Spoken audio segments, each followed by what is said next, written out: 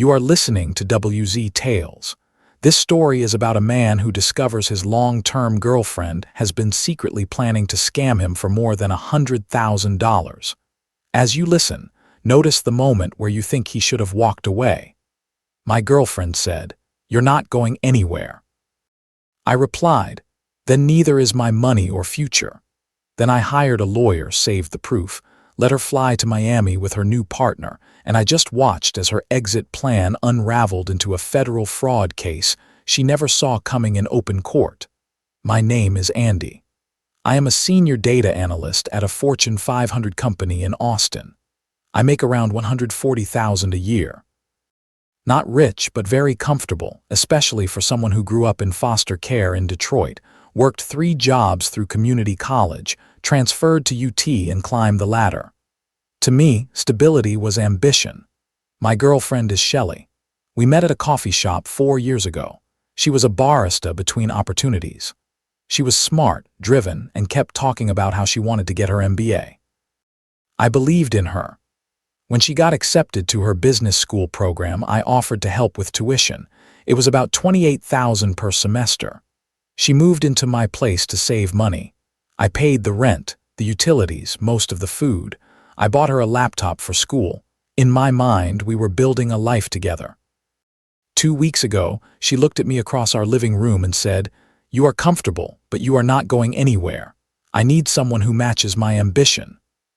She said that while sitting in the apartment I pay for, working on the laptop I bought, in the grad program I was financing. This was the first moment where her words and her actions did not match. When someone calls you unambitious while standing on everything you have built, that is not motivation. That is contempt. About a month before that, she had started acting different, constantly on her phone. Study groups that ran until 2 in the morning. She came home more than once smelling like cologne that was not mine. When I asked about it, she rolled her eyes and said I was insecure and trying to hold her back from networking. I let it go. I told myself she was stressed, that I did not want to be the jealous boyfriend. Then, 3 days before that "you are not going anywhere" speech, something happened that changed everything. The HVAC system at my office broke and the whole floor got evacuated. I had to work from home. Shelley did not know. Around lunch, she came home, went straight to the bedroom and opened her laptop. I heard her start a video call. "Baby, I cannot wait until May. Just 2 more months and I am done with this." Pause. "No, he has no idea. He thinks I am committed." Laugh. "You were right. He is too nice to ever suspect anything." I stood outside the bedroom door. My hands went numb. She kept going. "Once I have the degree, I am gone. His name is not on anything, so legally he cannot touch it. My lawyer already confirmed." My lawyer. I walked downstairs and sat on the couch. I stared at the wall for an hour. When she came out, she kissed my forehead like nothing had happened. "Got to run to study group, babe. Do not wait up." I just nodded. That night I did not sleep. I kept thinking about that phrase, "His name is not on anything." I had been paying her tuition directly to the university. She never took out loans. I had the transaction records. So what did she mean by "my lawyer already confirmed"? Finally, I did something I am not proud of. While she slept, I checked her laptop. She stays logged into everything. For someone planning an exit strategy, her digital security was bad. I opened her email. I saw messages with a law firm about asset protection and cohabitation financial rights. Then I saw a Google Doc titled "Exit Strategy Final Draft." That file was the moment I realized this was not just cheating. It was a full plan. The document laid out how she believed she could claim common law marriage in Texas, then file for something like a partnership dissolution. She did not even have the law right, but the intent was clear. She wanted to sue me for the full cost of her MBA, $112,000, claiming I had made a verbal agreement to fund her education as part of a domestic partnership. In her version, I would be breaking a promise. She would be the victim.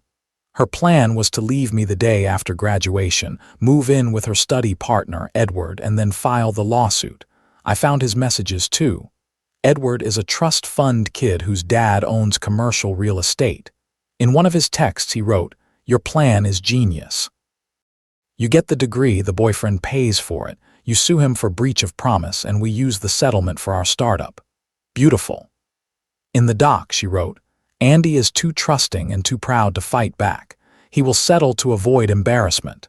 If you ever want a clear sign of how someone really sees you, read the way they describe you when they think you will never see it. I took photos of everything with my phone, every email, every text, every page of the exit strategy, all time-stamped. The next morning, I called in sick. I told Shelley I was going into the office early. Instead, I went to see an attorney named David Shepard, recommended by my company's legal team. I brought everything. The Google Doc, Edward's texts, the law firm emails, my bank records showing the tuition payments. David read in silence, then said, "This is attempted fraud. She is planning to file a lawsuit she knows has no basis. The fact that she and Edward plan to use a potential settlement as startup capital shows clear intent." He told me two things that changed my approach. First, Texas is a one-party consent state for recordings. I could legally record our conversations as long as I was part of them. Second, we needed a solid trail showing she did not view the tuition as a debt, but as a gift before she tried anything. So we built a strategy. It felt cold. It felt manipulative.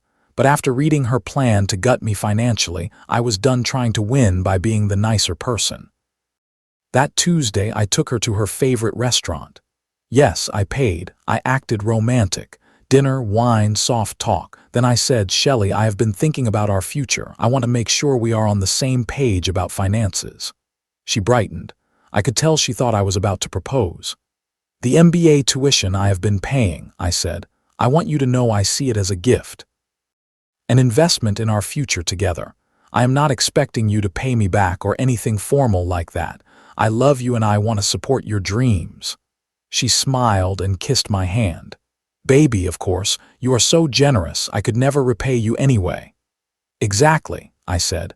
"I just wanted us to be clear this is unconditional support. No strings attached, pure gift." "Absolutely," she said. My phone was in my jacket pocket, recording one-party consent. Over the next week, I did this 3 more times in different conversations. Always casual, always clear. This is a gift. I expect nothing back. I am not treating this like a loan. Each time she agreed. Sometimes, the safest thing you can do is let a manipulator describe the scam in their own words while you quietly press record. Then, something happened that even David did not expect. I got a call from the financial aid office at her business school. "Mr. Harrison, we are calling about Shelley's account. We show your payments covering her tuition, but we have also received a separate financial aid application from her claiming she is self-funding through personal loans. This creates a discrepancy." I was confused. "She applied for financial aid. I have been paying her tuition." Long pause. "Sir, did you know MTKS Jensen has been receiving need-based grants this entire time?" My blood went cold.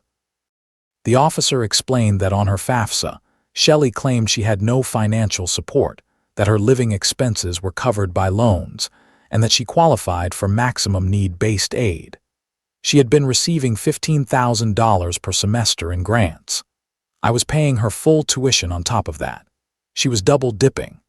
Taking $30,000 a year in grant money meant for students who truly needed it, while I paid every bill. The only reason the school noticed was because of a routine audit. They saw my large direct payments and saw they did not match her no-support claims. She had not just been planning to sue me. She had been committing financial aid fraud for 2 years. I called David right away. "This is federal," he said. "This is beyond civil court now." He ran a background check on her, something I wish I had done years earlier. He found something I never knew. At her previous undergraduate institution in California, she had been expelled in her senior year. The official records were sealed, but his investigator dug up old student newspaper archives. The story was familiar. She had been in a relationship with a professor who was funding her education.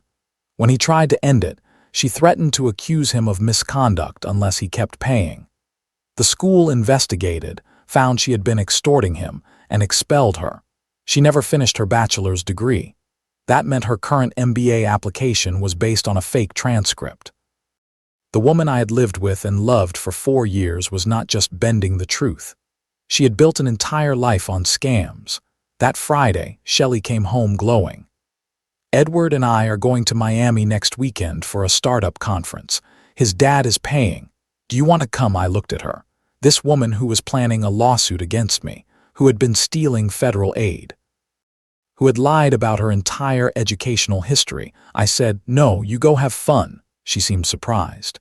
"Really, you are not worried? Why would I be worried? I trust you."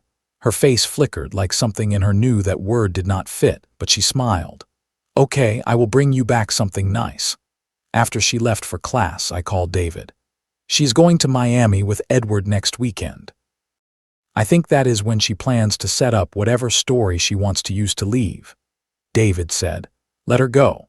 While she is gone, we go to the university and the financial aid office. We file our own complaint. Let us see how her exit strategy looks when the fraud comes out first."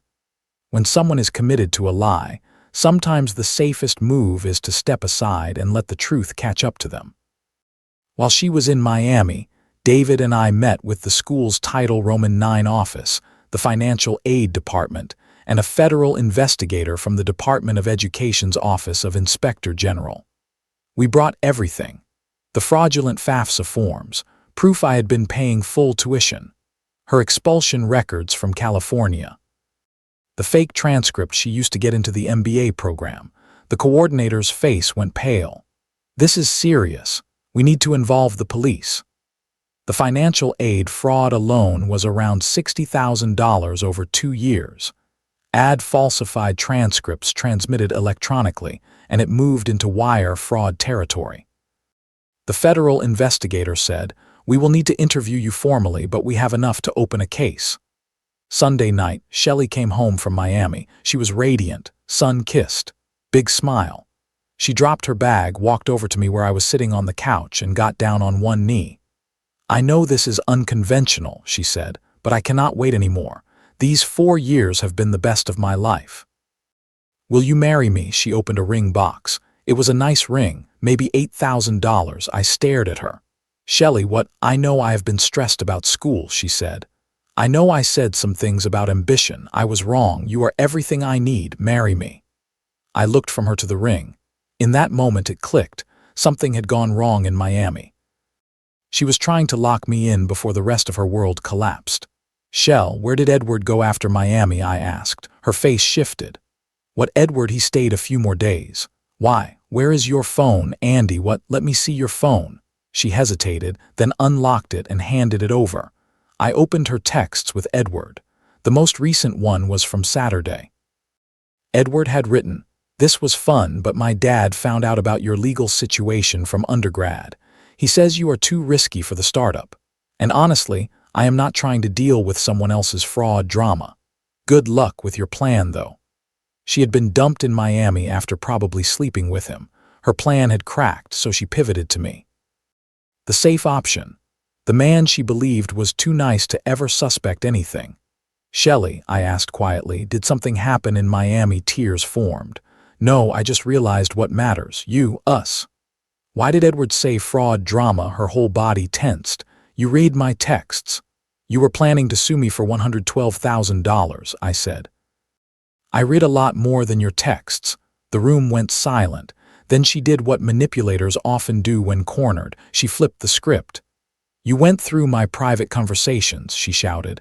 "That is a violation. That is illegal. I am calling the police." She grabbed her phone and started to dial. "Go ahead," I said calmly. "Call them. I will wait." She stopped. "What? Call the police, Shell. Tell them your boyfriend discovered you have been committing financial aid fraud and planning a fake lawsuit. See how that goes." Her face drained of color. "I do not know what you think you found," she said. "I have recordings of you saying the tuition was a gift," I said. "I have your Google Doc laying out your exit strategy. I have Edward's texts about using a lawsuit settlement for a startup, and the Department of Education has your FAFSA forms." She sat down hard on the couch. "The university knows about California," I added. "About the professor, about the fake transcript. It is over, Shelley." I expected a breakdown, an apology, some kind of regret. Instead, she doubled down again. You cannot prove any of that. I will say you coerced those recordings. I will say you threatened me. I will tell everyone you are abusive. Who do you think they will believe, a woman trying to get an education or some controlling man who will not let her leave? This is the moment many people freeze. Because they know that false accusations are powerful. But silence does not protect you when someone has already written the script.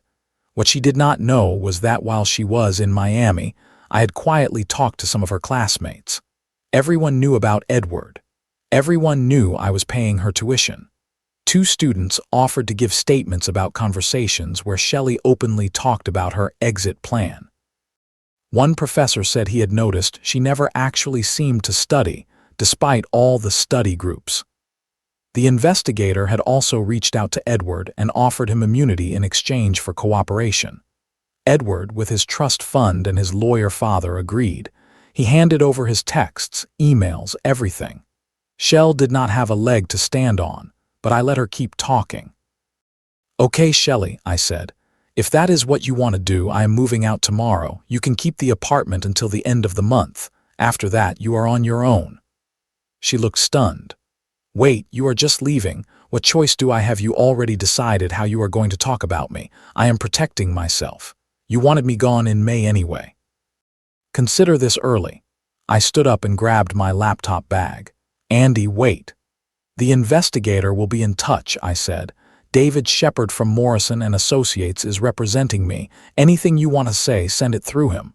I walked to the door. You cannot just leave, she said. What about my tuition payment for next semester? I paid your tuition as a gift, I said. Remember, you said so yourself. Multiple times. I have it recorded. There is no next payment. We are not in a relationship anymore. Good luck with your degree. I left. That night, I checked into a hotel. Around 11, David called. She has already called my office line 6 times, he said. The last voicemail is her admitting she made mistakes and wants to work something out. She is panicking. We let her panic. A few days later, she sat down with the federal investigator and her own lawyer. She tried to paint me as a bitter ex. She said the recordings were out of context. She called the Google Doc just venting.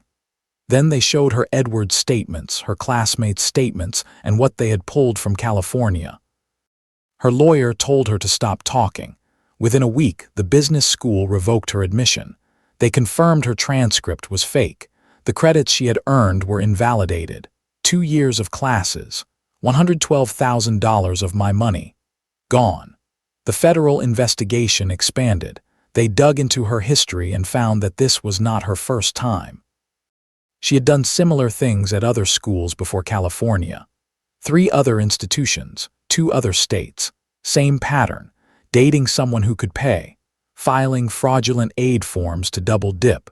Planned lawsuits ready in drafts. The total fraud across all schools was over $200,000 in improper aid. One of her old victims, a man named Tom from Seattle, came forward. 6 years earlier, she had run almost the same play on him. Relationship, tuition funding, planned lawsuit, fake financial aid claims. He had settled for $40,000 just to make her go away because he did not know about the aid fraud. When he found out about the federal case, he filed to void the settlement and joined as a witness. Shelley is now facing multiple federal charges: wire fraud, theft of government funds, false statements to federal agencies. Her lawyer is trying to negotiate a plea. If convicted on all counts, she could be looking at several years. Edward turned out to have his own scam going. The startup he talked about with Shelley did not really exist. He had been using her plan as a template with other women. He would encourage them to squeeze money from partners or exes in exchange for investing in their dreams, then take a cut. Federal investigators found 4 other women he had been coaching. His dad cut him off when he learned the details. Edward is now facing charges too. He is cooperating in exchange for a lighter sentence. Somewhere in all this, the investigators did a deep forensic search of Shelley's laptop and cloud backups. That is when I learned something that still sits heavy. She had started planning this from month 2 of our relationship. They found old notes on my income. screenshots of my LinkedIn, research on Texas law, a spreadsheet called exit timing with dates lined up next to projected tuition totals. There was even an old dating app chat between her and a friend. She had written, "Found a good one. Stable job, made it out of foster care so he has something to prove. Too nice to suspect anything. He will fund the MBA, no problem." I met her at a coffee shop by accident. Or so I thought. She had been going there because she knew I went every Saturday. She accidentally spilled coffee on me to start a conversation. Our whole origin story was staged. Knowing that did not erase the good days we had, but it did color all of them. It made me see how far someone can go when they see people as tools instead of partners. Today, this is where things stand. Shelley is awaiting trial, living with her parents in Colorado. The university is suing her separately for fraudulent enrollment. She is working at a call center. Edward took a deal from the prosecutors. He is doing community service and paying restitution while he cooperates against Shelley and others. I was promoted at work. My boss said he knew I was going through something personal and thought I handled it with good judgment and discretion. I now make around $165,000. I am dating again, slowly. I met someone at a work conference. She is a cybersecurity consultant. She makes her own money. She owns her condo. She has no interest in my financial support. We are taking it slow. And yes, I did a background check. I am not ashamed. The civil lawsuit Shelley once planned never got filed. She cannot file it without admitting to the fraud. The university has a fund for victims of financial schemes connected to their programs, and I am getting about $15,000 back from them. It is not much compared to what I paid, but it is something.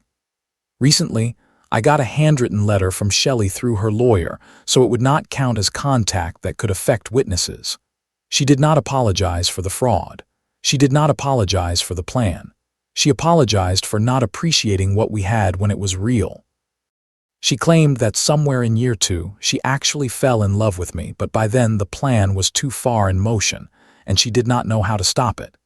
She wrote, "I convinced myself that taking your money was justice for how hard I had to work to get ahead. But really, I was scared. Scared that if you knew the real me, you would not want me, so I never showed you.